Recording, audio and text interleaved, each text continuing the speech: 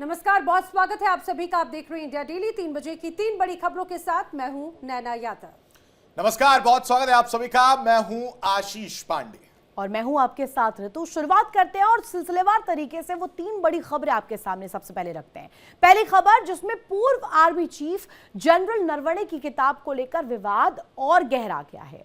नरवणे की किताब कथित लीक का मामला अब गंभीर साजिश की दिशा में बढ़ता दिख रहा है। इस जांच की आंच अब विदेशों तक पहुंचती दिखाई दे रही है। किताब का सर्कुलेशन भारत से बाहर अमेरिका, कनाडा, ऑस्ट्रेलिया और जर्मनी तक किया गया है और सूत्रों के अनुसार शुरुआती जांच में यह संकेत मिले हैं कि किताब को मिनिस्ट्री ऑफ डिफेंस की अनिवार्य मंजूरी के बिना सुनियोजित तरीके से लीक किया गया। और सवाल इसको लेकर कि क्या क्लियरेंस से पहले यहां पर पांडुलिपि बाहर कैसे पहुंच सकती है, यह लीक की गई है या किसी बड़ी साजिश का नतीजा है।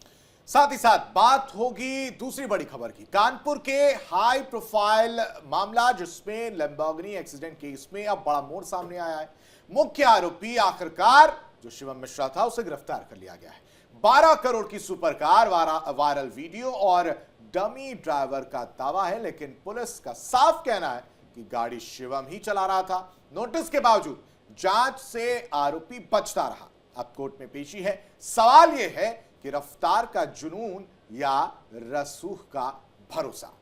आज 3 का सवाल में जो तीसरी बड़ी खबर है वो जम्मू कश्मीर से है। पुलवामा हमले की बरसी आने से पहले पूरे जिले में, पूरे इलाके में हाई अलर्ट है।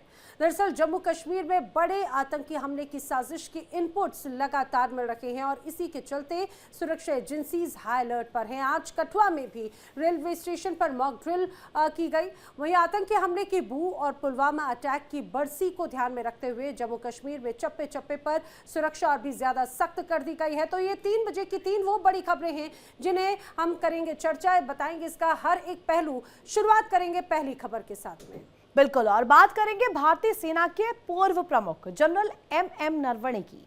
एक अप्रकाशित किताब को लेकर के विवाद जो है लगातार आगे बढ़ रहा है। सियासी मायनों में भी इसकी जो तस्वीर है वो सामने आ रही है। स्पेशल सेल इस मामले की जांच तेजी से कर रही है। शुरुआती जांच में गहरे संकेत दिए गए हैं। किताब की पांडुलिपि यानी कि उसकी प्रकाशन को लेकर कथित तौर पर रक्षा मंत्रालय की अनिवार्य क्लियरेंस प्रक्रिया को दरकिनार कर, इग्नोर करके लीक किया गया और उसका सर्कुलेशन सिर्फ भारत में ही नहीं बल्कि अमेरिका, कनाडा, ऑस्ट्रेलिया और जर्मनी तक किया गया।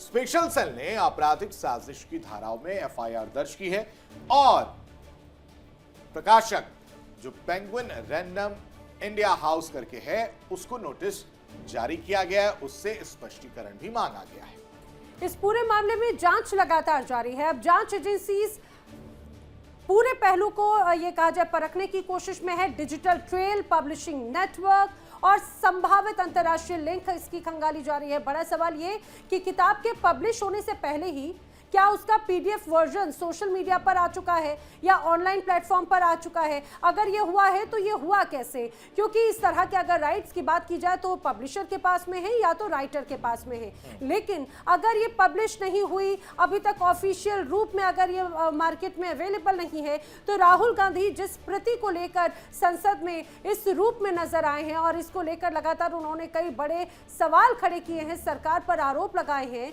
तो उसके बाद में मामला और भी ज्यादा गंभीर होता हुआ नजर आता है। यही वजह है कि जो पब्लिशर है पेंगुइन रैंडम हाउस, वो अब लगातार उसको नोटिस जारी किया जा रहा है, उससे स्पष्टीकरण मांगा गया है। तो सवालों के घेरे में पब्लिशिंग नेटवर्क हाउस है। साथ ही साथ सवाल उनसे भी होंगे कि ये किताब आखिर लीक कैसे हुई, क्योंकि प्री बुकिंग की बात सामने आ रही थी। खबर पर ज्यादा जानकारी के साथ इसी पर चर्चा करने के लिए हमारे संवाददाता रजनीश हमारे साथ जुड़े हुए हैं। रजनीश का रुख कर लेते हैं।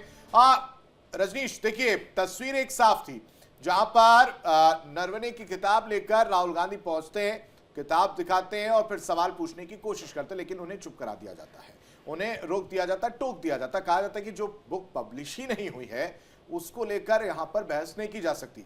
अब इसके जो तस्वीर निकल रही है वो विदेशी साजिश की बात निकलकर सामने आ रही है। कैसे देखा जाए इसको पूरी तरह से? देखिए, अगर इस किताब की अगर बात कर ली जाए आशीष, तो इस किताब को साफ तौर पे जो पॉइंट आई इन, ये एक जो प्लेटफॉर्म था, जो डोमेन था, इस पे इसको पब्लिश करने की बात कही गई थी, इस पे अपलोड करने की बात कही गई थी, जिसके बाद ये जो किताब थी वो तमाम जगह जो है वो सर्कुलेट हो गई, तमाम दूसरे प्लेटफॉर्म पर ये सर्कुलेट हो गई।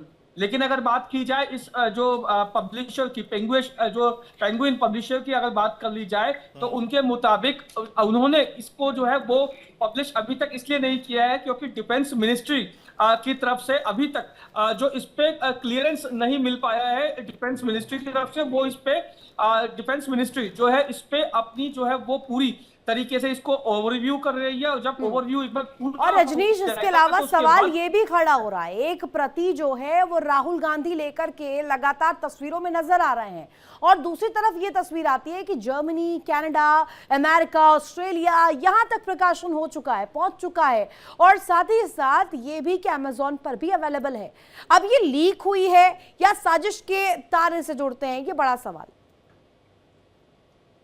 देखिए, साफ तौर पे अगर ऋतु इस बात को देखा जाए तो ये बात इसीलिए भी इंपॉर्टेंट हो जाती है कि अगर मिनिस्ट्री ऑफ डिफेंस ने इसको अभी तक जो है वो क्लियरेंस नहीं दी है, और ना ही जो पब्लिशर है उसकी तरफ से ये बुक पब्लिश की गई, तो आखिर ये लीक कैसे हुई?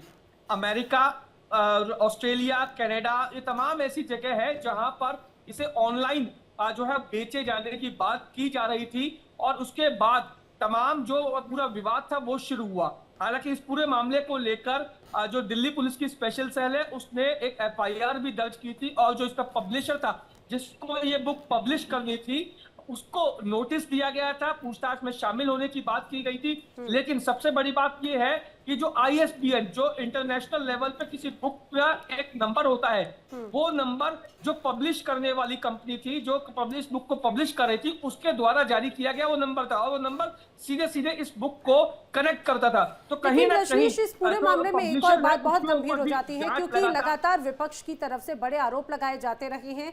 खासतौर से ये कहा जाए कि नरवणे की पोस्ट तक पर भी सवाल उठाए गए, जो सोशल मीडिया पर पोस्ट किया गया, और यही वजह है कि जो पब्लिशर है उनकी तरफ से सफाई पेश की गई।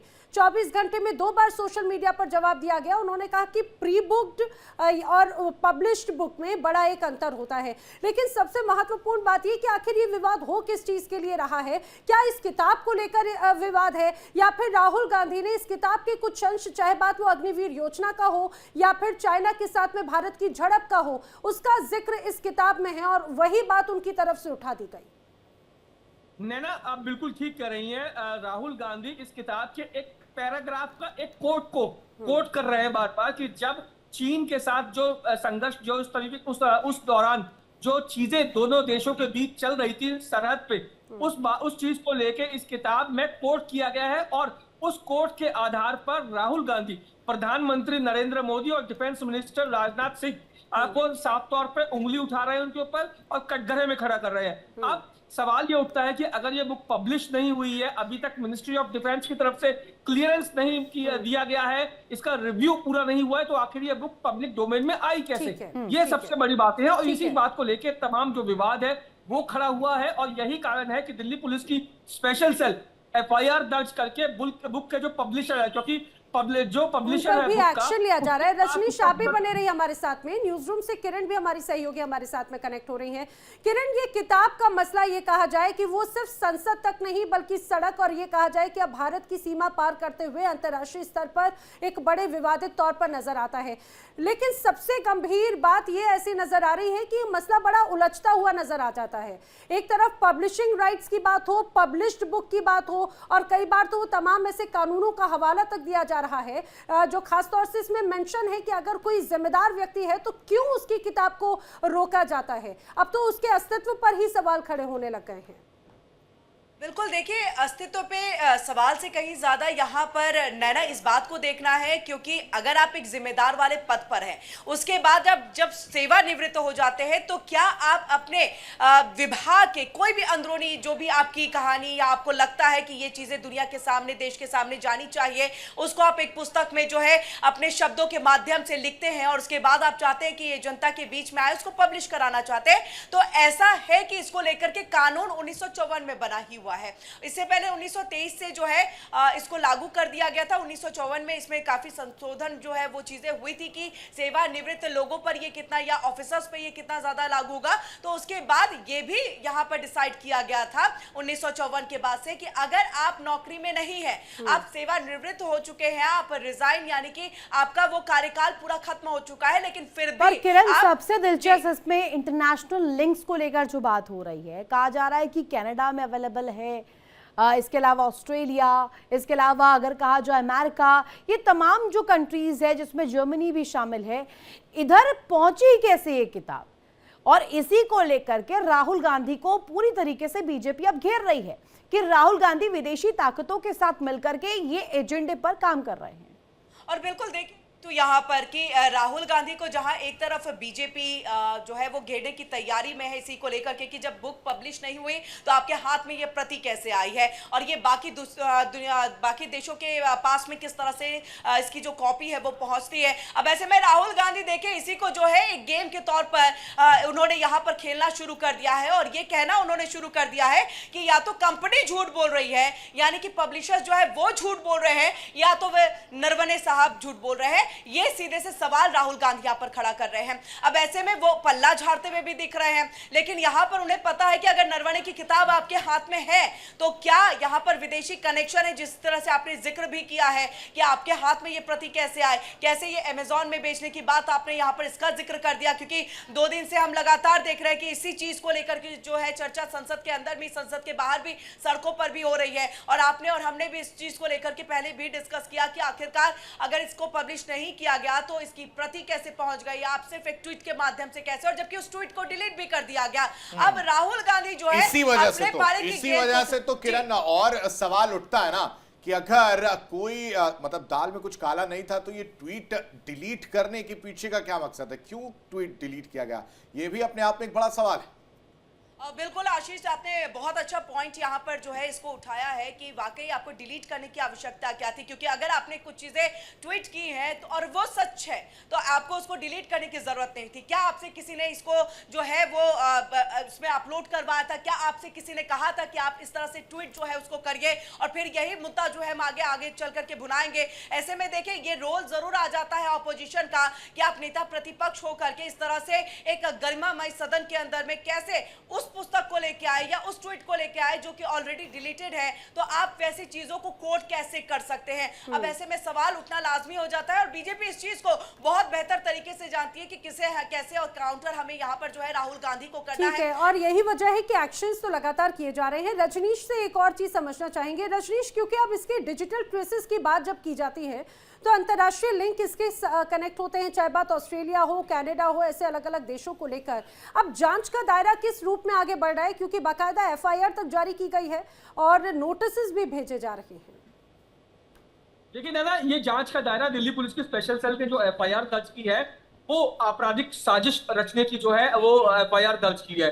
और इस मामले की जो जांच है वो ना सिर्फ पब्लिशर जो पब्लिशिंग कंपनी है पेंगुइन, उसके खिलाफ जो है वो जांच चल रही है, उसको इन्वेस्टिगेशन भी ज्वाइन करवाई गई है, उससे लगातार पूछताछ भी हो रही है। इसके अलावा जो जांच की जो आंच है वो अमेरिका, कनाडा और तमाम दूसरे देश जहां जहां इस जो किताब की जो सॉफ्ट कॉपी जो डोमेन पर अपलोड की गई थी और जहां उस डोमेन प्लेटफॉर्म से कई दूसरे डोमेन प्लेटफॉर्म पे ये लीक हुई है, ये पूरी बात जानने की कोशिश दिल्ली पुलिस की स्पेशल सेल इस समय कर रही है। और सबसे बड़ी बात, अगर इस जो कॉपी, इस जो नरवणे की जो कॉपी है, इस बुक की एक प्रति अगर पब्लिशिंग कंपनी के पास थी, क्योंकि वो इसलिए थी क्योंकि जब तक मिनिस्ट्री ऑफ डिफेंस की तरफ से क्लियरेंस नहीं आ जाता या रिव्यू नहीं हो जाता तब तक वो उसको नहीं छाप सकती। ऐसे में अगर वो प्रति सिर्फ एक नरवणे साहब के पास और एक अगर पब्लिशिंग कंपनी के पास थी तो कैसे ये विदेशों तक ये इसकी कॉपी पहुंची है, इस बात की जांच दिल्ली पुलिस की स्पेशल सेल कर रही है। और जाहिर तौर पर ठीक है रजनीश, बहुत शुक्रिया तमाम जानकारी देने के लिए।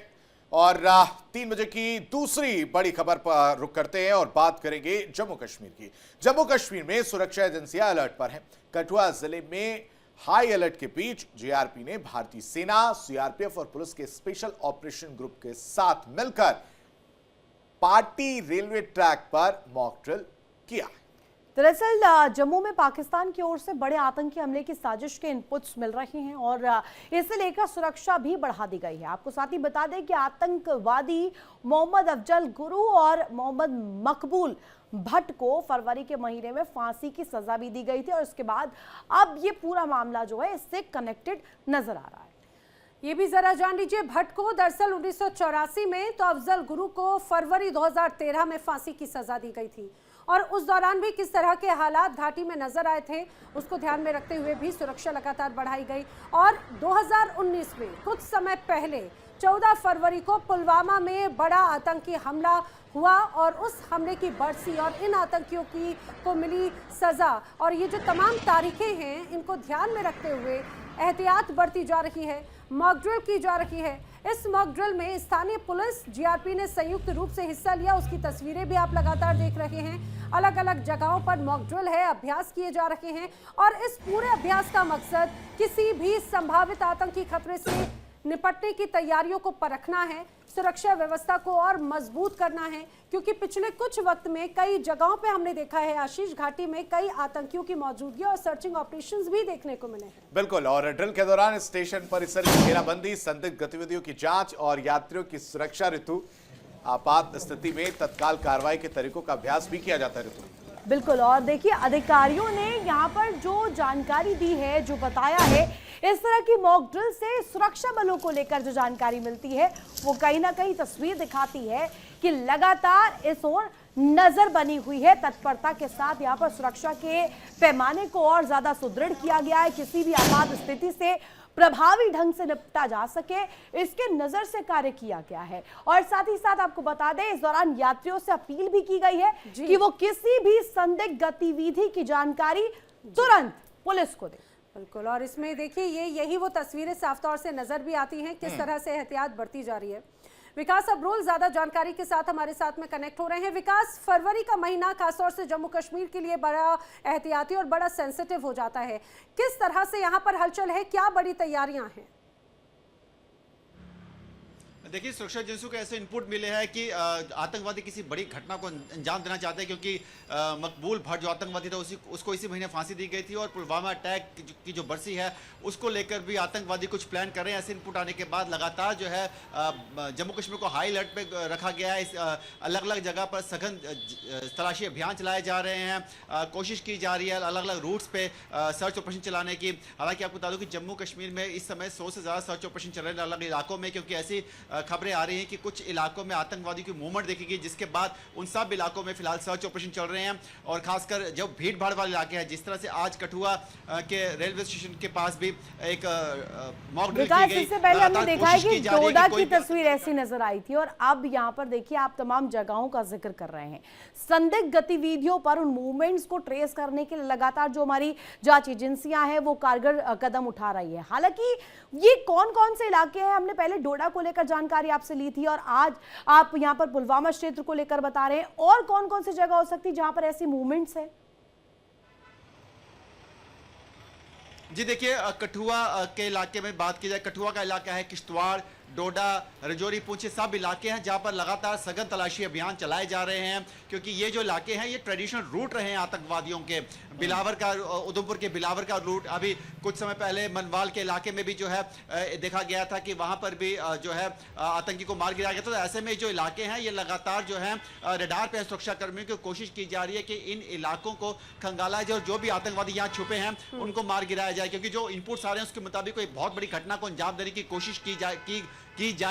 हालांकि इसको चलते हुए घुसपैठ करने की कोशिश भी की जा रही है, लेकिन सुरक्षा बल जो है पूरी तरह से एलओसी पर, इंटरनेशनल बॉर्डर पर चौकस है, जिस कारण वो घुसपैठ नहीं कर पा रहे हैं। क्योंकि खबरें ये भी हैं कि लॉन्चिंग पैड के उस पार कुछ आतंकवादी हैं जो वो भारतीय सीमा में घुसपैठ करने की कोशिश में जुटे हैं, लेकिन वो कर नहीं पा रहे हैं। ऐसे में क्योंकि कोशिशें तो लगातार जारी है विकास, और यहाँ पर भारतीय सुरक्षा बलों की मुस्तैदी और बड़ी तैयारी ये साफ तौर से नजर आती है। उनकी तमाम कोशिशों को कैसे नाकाम किया जा रहा है तस्वीरें साफ तौर से दर्शाती हैं। आप नजर बनाए रखें। फिलहाल जानकारी देने के लिए आपका धन्यवाद। बढ़ेंगे अगली बड़ी खबर की ओर।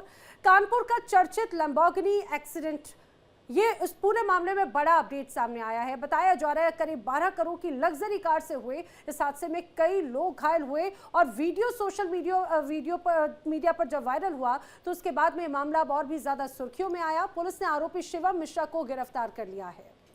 पुलिस के मुताबिक हादसे के बाद शिवम मौके से फरार हो गया था और जांच को गुमराह करने के लिए एक कथित डमी ड्राइवर का हलफनामा भी कोर्ट में दाखिल करा गया। हालांकि आरोपी पक्ष का दावा था कि कार शिवम नहीं बल्कि ड्राइवर मोहन चला रहा था, लेकिन डीसीपी ने साफ किया है कि जांच और साक्ष्यों के आधार पर यह स्पष्ट है कि गाड़ी शिवम मिश्रा ही चला रहा था। और साथ ही पुलिस की प्रतिक्रिया भी इस पर सामने आई है। पुलिस ने बताया कि नोटिस के बावजूद जांच में सहयोग न करने और लगातार छिपने के कारण गिरफ्तार की गई है। अब कोर्ट में पेशी और न्यायिक हिरासत की प्रक्रिया जारी है। हालांकि सवाल इसके बाद यह है कि क्या सिर्फ रफ्तार का ये मामला है या रसूख को भी कनेक्ट किया जाए। रसूख का भी मामला इसे जोड़ता है और इसको लेकर के तस्वीर जो है फिलहाल अरेस्टिंग हो चुकी है शिवम मिश्रा की और आगे की जो तार है जो डॉट्स है वो कनेक्ट भी किए जा रहे हैं। हालांकि लैम्बोर्गिनी का जो एक्सीडेंट मामले को लेकर के ये जानकारी मिल रही है जिसमें साफ तौर पर कहा जा रहा है कि ये कहीं ना कहीं रफ्तार से आगे चलकर ये मामला रसूख से कनेक्ट हो जाता है कि कहीं ना कहीं पावर शो करने की कोशिश ये व्यक्ति जो है लैम्बोर्गिनी के जरिए जब चला रहे थे और उस दौरान जब शिवम मौजूद था, जिस बात का दावा भी किया जा रहा है वो कहीं ना कहीं अपने आप में बेहद बड़े सवाल खड़े करता है। और साथ ही साथ ये तस्वीर और खबर पर ज्यादा जानकारी देने के लिए हमारे साथ सहयोगी अभय जुड़ गए हैं। अभय, ये देखिए गिरफ्तारी तो हो चुकी है लेकिन सवाल अब भी कायम है। सवाल ये कि सिर्फ और सिर्फ रफ्तार का मामला है क्या, ये मामला रसूख से कनेक्ट नहीं होता क्या? बिल्कुल बिल्कुल, आपको बता दें जिस तरह से ये पूरा लैम्बोर्गिनी कांड कानपुर में हुआ था, ये इसमें पहले तो जो आरोपी है उसको बचाने का पूरा प्रयास किया गया। बचाने के लिए वो एफआईआर दर्ज हुई और वो गाड़ी नंबर के आधार पर दर्ज हुई। लेकिन जैसे जैसे इसमें वीडियो सामने आने लगे तो पुलिस बैकफुट पर आई। बैकफुट पर आने के बाद जो आरोपी शिवम मिश्रा है उसका नाम शामिल किया गया। लेकिन जब जांच का दायरा आगे बढ़ा तो जो शिवम मिश्रा के परिवार वाले हैं, चूंकि वो बड़े परिवार से बिलोंग करता है, उन्होंने पूरा रसूख दिखाया और रसूख दिखाने के बाद जो ड्राइवर है उसको आरोपी बनाने का प्रयास किया। ड्राइवर को डायरेक्ट कोर्ट में सरेंडर कराने का काम किया गया। लेकिन जिस तरह से जो वीडियो सामने आए थे पुलिस ने उसको एविडेंस में शामिल किया। अब है यहाँ पर एक चीज मैं और समझना चाह रहा हूं आपकी, ठीक है, दो तस्वीर जरा क्लियर करिएगा। पहला तो गिरफ्तारी हो गई, हमने प्रमुखता से खबर दिखाई थी, तमाम सवाल हम पूछ रहे थे और हमारी खबर का बड़ा असर भी हुआ है जिसमें अब वो गिरफ्तारी कर ली गई है। उसकी पेशी को लेकर सबसे पहले हमें अपडेट दीजिए कि क्या वो पेशी कर दी गई है। दूसरा, जो वीडियो सामने आया था और उसके बाद से ड्राइवर ने जिस तरह से कोर्ट को गुमराह करने की कोशिश की, क्या उसके खिलाफ भी किसी तरह की कार्रवाई की बात? देखिए, आपको बता दें कि जो कानपुर में आज शिवम मिश्रा की पेशी थी कोर्ट में, लेकिन चूंकि रामपुर में एक वकील की हत्या कर दी गई थी, इसके विरोध में कानपुर में जो वकील थे वो हड़ताल पर थे। चूंकि हड़ताल के चलते पेशी जो है वो नहीं हो पाई, उसको कोर्ट में पेश किया गया। लेकिन लगभग 2 घंटे के बाद सुनवाई शुरू हुई। जो स्पेशल एसीजीएम थे उन्होंने इस पूरे मामले में सुनवाई की है। सुनवाई पूरी हो चुकी है लेकिन अभी 1 घंटे के लिए उन्होंने ब्रेक लिया हुआ है। 1 घंटे के बाद वो अपना फैसला सुनाएंगे। जो रिमांड पे पुलिस ने 14 दिन की न्यायिक हिरासत उसकी मांग की थी, उस पर अब बहस होनी है। उसके बाद चीजें क्लियर होंगी कि उसको रिमांड पे भेजा जाता है या पुलिस उस जो कोर्ट है उसे जमानत देती है। क्योंकि जो बीएनएस में एफआईआर दर्ज हुई थी उस एफआईआर में जो धाराएं हैं 125A, 125B, 384, ये वो धाराएं हैं जिनमें जमानत है और जमानती धाराओं में चूंकि एफआईआर दर्ज हुई थी इसलिए जो 14 दिन की रिमांड है वो पुलिस की तरफ से मांगी गई। ठीक है, अब है किन सवाल, ठीक है, जो धाराएं लगाएं वो मामूली धाराएं हैं और अमूमन उसमें जमानत मिल जाती है, लेकिन रिमांड अगर पुलिस मांग रही है तो वो किन सवालों के जवाब तलाशने की कोशिश कर रही है, किन पहलुओं को अभी और पुलिस खंगालना चाह रही है? देखिए, आपको बता दें कि जिस तरह से ये मामला हुआ था उसमें तमाम तरह के सवाल आ रहे थे। जो आरोपी है उसका पहले मेडिकल सर्टिफिकेट भी दिखाया गया था कि ये मानसिक अस्वस्थ था और ये इसको अटैक पड़ा था। क्योंकि इन पूरे पहलुओं की जांच पड़ताल को पुलिस को करनी है, इसलिए उसने 14 दिन की न्यायिक हिरासत के लिए कहा था कि एक एक पहलू की जांच की जाए। दूसरी चीज, इसमें ड्राइवर को सामने लाया गया, जबकि ड्राइवर जो वीडियो आया उसमें ड्राइवर मौके पर नहीं था। जो शिवम था वो गाड़ी वाली सीट पर बैठा था, ड्राइविंग सीट पर बैठा था, जिसको बाउंसरों ने निकाला था। तो तमाम जो जांच के पहलू है उस पर जांच की अभय, लेकिन इस पूरे मामले में, इस पूरे हाई प्रोफाइल मामले में ये ऐसा नजर आता है कि वकील वर्सेस पुलिस भी बड़ी स्तर पर नजर आ रहा है, क्योंकि यहाँ पर ये कहा जाए बार एसोसिएशन तो आरोपी को वीआईपी ट्रीटमेंट का दावा कर रहा है, और आपने भी बताया कि जो एफआईआर दर्ज की गई उसमें धाराएं ऐसी लगाई गई कि उसमें बहुत आसानी से उसको रियायत मिल सकती है। देखिए, बता दें पहले कि जिस तरह से इसमें पहले एफआईआर दर्ज हुई, जो अगर विरोध वहां लोगों ने किया, जब इतना मामला हाईलाइट हुआ उसके बाद पुलिस बैकफुट पर आकर के उसका शिवम का नाम ऐड करती है। अब जब जांच के चीजें आगे बढ़ती है तो अब उसको बचाने का भी प्रयास किया जाता है, लेकिन अब हालांकि वो गिरफ्तारी उसकी की गई है, पुलिस कमिश्नर की स्पेशल टीम ने उसकी गिरफ्तारी की है, उसको पेश किया गया है। तो ऐसे में जो अभी कोर्ट में सुनवाई हुई है उसमें एक और कोर्ट ने पुलिस कर्मियों को भी फटकार लगाई है, क्योंकि जो विवेचक थे, विवेचक ने इसमें जो रिपोर्ट दाखिल करनी थी, कुछ रिपोर्ट में उसमें कमी रखी, वो भी उसके लिए भी कोर्ट ने पुलिस को फटकार लगाई है। और ये मामला जैसा कि कहा जाता है बीते कई केसेस सामने आए हैं जहां पर रफ्तार का जो प्रकरण है वो देखा गया, रफ्तार का कहर देखने को मिला, रफ्तार की मार लोगों ने झेली है, लेकिन ये मामला रफ्तार से 2 कदम आगे जाता है, रसूख से कनेक्ट होता है, और यही वजह है कि इस पूरे मामले को लेकर इतनी संजीदगी और ये बड़े आरोप भी लग रहे हैं। बहुत शुक्रिया तमाम जानकारी साझा करने के लिए, और फिलहाल इस खास बुलेटिन में अभी के लिए बस इतना ही। इंडिया डेली पर खबरों का सिलसिला लगातार जारी है। इंडिया डेली अब आपके स्मार्ट टीवी पर मौजूद है। इंडिया डेली 24/7 देखिए आप इन सभी प्लेटफॉर्म्स पर लाइव।